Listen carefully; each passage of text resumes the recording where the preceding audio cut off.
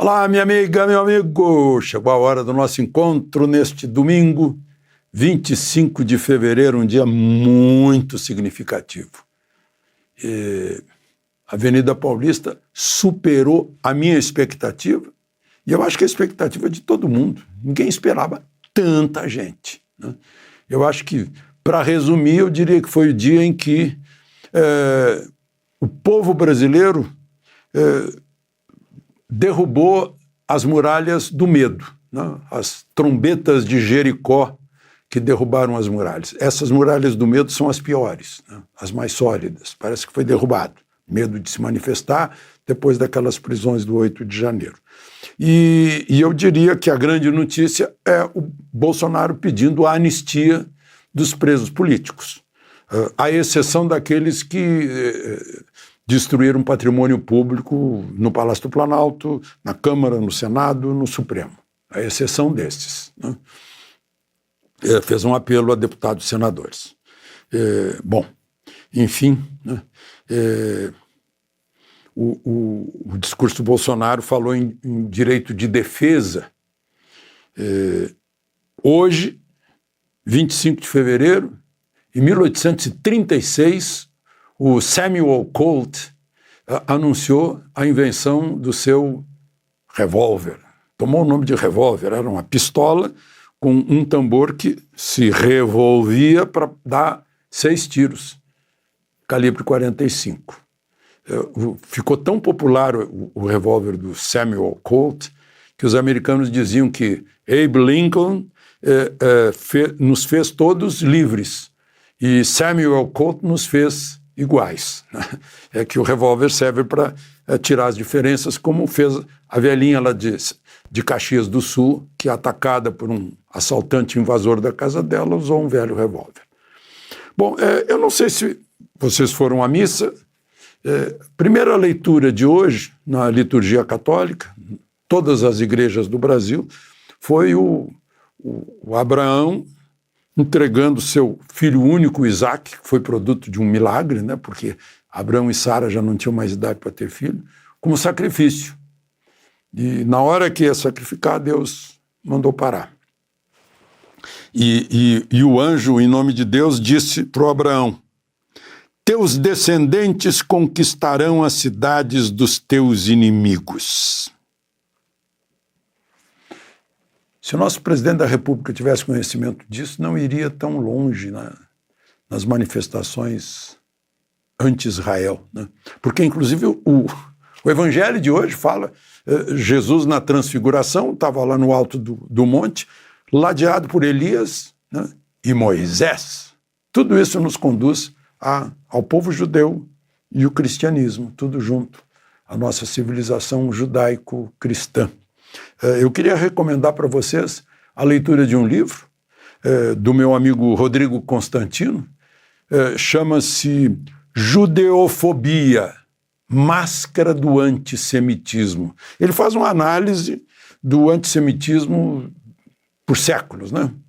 Dos romanos, os pogroms, os massacres, o holocausto, do nazismo, a esquerda atual, o woke, né? Todas essas modas contra Israel. Parece que o presidente do Brasil aderiu a isso, né? E o livro é do Clube Ludovico. E eu recomendo, se você quiser comprar o livro com 50% de desconto, você se inscreve no Clube Ludovico. Tá aí, você pode se inscrever, usar o QR Code ou entrar no site e, citando aí o cupom 50, Garcia 50, você vai pagar metade da primeira mensalidade da anuidade. Clube Ludovico, da LVM, que está lançando esse livro do Rodrigo Constantino sobre o antissemitismo, né, que é o judeofobia, praticada aí pela nossa política de diplomacia pequena. Bom, vamos em frente então ao grande assunto de hoje. Não esqueça de se inscrever e ao final de deixar o gostei ou não gostei.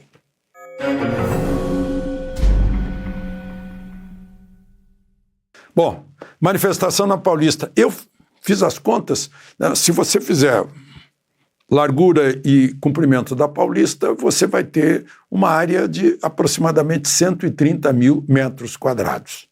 Se puser 5 por metro quadrado, que fica bem apertadinho, dá 650 mil pessoas. Eu estou cansado de dizer aqui que é impossível 1 milhão, 2 milhões ou 3 milhões na Paulista, né? Com base no propriedades gerais da matéria, né? Não pode ocupar o mesmo lugar no espaço ao mesmo tempo, só se for uns por cima dos outros, né? 650 mil pessoas, porque a Paulista estava cheia. E cheio de drones em cima para impedir, né? Eu acho que o pessoal aí de uma certa mídia deve estar se corroendo, porque não pode desmentir as imagens dos drones. Não pode, não tem como, não tem saída, né? E tudo isso a despeito dos bloqueios que eu vi pelas redes sociais. Houve bloqueios, né? Disfarçados ou não, até acho que isso é motivo para a CPI, porque afinal já discutiram no Congresso Nacional, a Polícia Rodoviária Federal, na última eleição, estava trancando eleitores de Lula no Nordeste e tal. Saber agora, para impedir o direito de manifestação que está garantido pelo artigo 5º da Constituição, que é uma cláusula pétrea. Todos têm o direito, direito de ir e vir e a liberdade de reunião sem armas. Então, qualquer movimento tendente a bloquear um desses direitos pétreos, fundamentais, é um crime contra a Constituição. Isso é gravíssimo, né? Se for, né? E outra, né, um monumental erro, né? De cara, começou o dia detendo, tirando o passaporte do jornalista português Sérgio Tavares. Sérgio Tavares, acho que muita gente no Brasil já conhece. Ele cobriu o agro rebelde nos Países Baixos, né, na Bélgica, Holanda, na Alemanha, na França, na Espanha, na Itália, né, e nunca ninguém, nenhum policial perguntou para ele: o que você está fazendo? Nunca. Pela Europa toda. Cobrindo gente que estava jogando estrume pela janela de autoridades francesas, por exemplo. Aí ele desembarca em Guarulhos e já fica de lado. Ele já estava... Ele disse que fizeram perguntas para ele sobre Flávio Dino, sobre Alexandre de Moraes, sobre, não sei, sobre Lula, sobre o 8 de janeiro. Ou seja, aí estávamos monitorando um jornalista europeu. Bom, o fato é que ele ficou até 11h30 da manhã lá, detido, foi à delegacia prestar depoimento, depois foi liberado. Gente, se ele quisesse fazer um golpe de marketing, não faria melhor. Foi assim um erro monumental, né? Que levantou o nome dele, ele já passou de 100 mil seguidores, ele não chegou aqui com 100 mil, né? E já notícia na Polônia, na Europa em geral, em Portugal, correntes pedindo que o presidente de Portugal fizesse algum tipo de intervenção com o governo brasileiro, né? Espalhou pelo mundo a notícia da comprovação de que há um regime diferente aqui no Brasil. Foi um sinal assim preciso. Se tivesse sido planejado para dar esse resultado, talvez não saísse tão bem. Foi um acontecimento, um happening de marketing, né? Ele amanhã, o Sérgio Tavares, vai estar no Senado Federal. O senador Heinz está organizando com grandes nomes da infectologia brasileira, né? Dr. Ceballos, não lembro agora o nome Cardoso, né? Grandes nomes para tratar sobre aquele produto da Pfizer e as crianças brasileiras, né? E ele vai estar lá cobrindo, porque ele está acompanhando essa questão na Europa, as reações dos governos em relação a esse assunto lá na Europa. Bom, Avenida Paulista. Metade dos estados mais importantes estava lá presente. Governador Tarcísio, que discursou, de São Paulo, governador Caiado, de Goiás, governador Zema, de Minas Gerais, governador Jorginho Melo, de Santa Catarina, que chegou a alterar uma viagem internacional para estar presente. Deputados e senadores, falaram em nome dos deputados, o Nicolas Ferreira, o mais votado lá em Minas Gerais, o Gustavo Gayer, acho que o mais votado também de Goiás, o senador Magno Malta e a mulher do ex-presidente Michele Bolsonaro. Depois falou o pastor Silas Malafaia, que foi o organizador. Eu estou fazendo um resumo, talvez vocês não tenham acompanharam, né? Mas muito emocionante a fala de Silas, um grande orador, né? Eu anotei aqui algumas coisas assim que eu acho que ele citou fala do ministro Barroso, né? Nós derrotamos o bolsonarismo, e olhou para aquela avenida cheia e a gente fica se perguntando, derrotou quem? Fez todo mundo cantar um trecho do hino à independência, ou ficar a pátria livre, ou morrer pelo Brasil. Fez uma oração final cheia de emoções, né? E depois encerrou-se a fala de Jair Messias Bolsonaro, que entrou visivelmente protegido por um colete à prova de bala que estava abaixo da camisa da seleção. Ele fez um breve relato da vida dele, da vida política também, né? E depois disse que ele vinha para defender que o país não tivesse socialismo, comunismo, ideologia de gênero, que tivesse defesa da propriedade privada e da vida, não ao aborto, não à liberação das drogas, né? E aí ele pede que as pessoas comparem 2019 a 2022 e agora. E aí disse que se defendeu, falando que como é que golpe sem poder militar, sem poder político, sem poder dos empresários, impossível, né?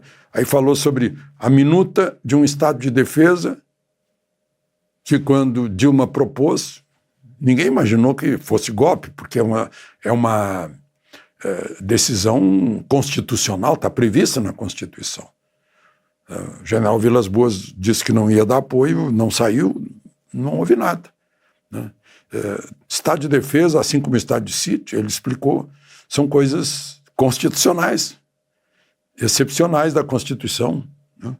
Que precisam da aprovação do Conselho de Defesa, o Conselho de Estado, e depois do Congresso Nacional, né? Não é nada que se faça escondido e de repente. E tem mais, né? Um amigo jurista me lembra, né? O ite criminis. O caminho para o crime, mas ainda não é o crime, é cogitação. Cogitação não é crime, né? Se houvesse uma cogitação de algo fora da lei, fora da Constituição, que não fosse estado de defesa, não fosse estado de sítio, né? Que fosse um golpe mesmo. Cogitação não pode ser punida. Agora, tentativa, sim, aí temos as armas, tentamos, mas não conseguimos, porque o outro lado tinha mais armas, né? Mas não houve tentativa, né? Essa é a análise que o jurista me passou. Bom, voltemos a Bolsonaro. Aí ele falou em vivermos todos em paz numa conciliação. Lembrou que logo ali, em 1979, houve uma anistia para todo mundo. Os que pegaram em armas, os que sequestraram, mataram, jogaram bombas, né? Assaltaram bancos, todo mundo anistiado, né? Então, que pedia que deputados e senadores anistiassem aqueles que são presos políticos, condenados políticos, à exceção daqueles que destruíram patrimônio público no Palácio do Planalto, na Câmara, no Senado e no Supremo. À exceção desses, eles cometeram crimes contra o patrimônio do público, né? Mas os outros, que foi apenas manifestação, que esses sejam anistiados. Eu acho que a grande notícia de hoje, desse 25 de fevereiro, é o apelo de anistia para esses que estão sendo condenados a 17 anos de prisão para a velhinha que estava sentada com a Bíblia na cadeira do presidente do Senado. Né? Aí ele pediu que... Disse, olha, essa é a foto que queria. Está muito além do que ele imaginava. A foto que vai percorrer o mundo. E o mundo, acho que nunca viu uma multidão assim. Gente, a maior multidão do mundo foi em Seul, na Coreia, quando o Papa foi lá. 800 mil. É que o pessoal sabe contar. Né? E agora, eu não sei se tinha 650 mil manifestantes, mas a matemática e a geometria, né, tirando a área, 130 mil metros quadrados, a 5 por metro quadrado, isso é apertado, dá 650 mil. Pediu que Deus ilumine a todos, inclusive aqueles que são contrários a nós, né? Pediu que todos caprichem no voto na próxima eleição municipal para prefeitos e vereadores, para preparar 2026, e que não podemos ter um poder que afaste um lado do cenário político. Né? Pediu uma saudação à PM paulista, à Polícia Civil, à Guarda Metropolitana, lembrou do pai dele, né? Tomou a Michele pela mão, começou a falar pelo coração, terminou dizendo que o Brasil seria muito bom não havendo vencedores nem vencidos. E aí todos de mãos dadas fizeram uma oração. Que Deus nos proteja. Foi um grande dia. De Brasília, Alexandre Garcia.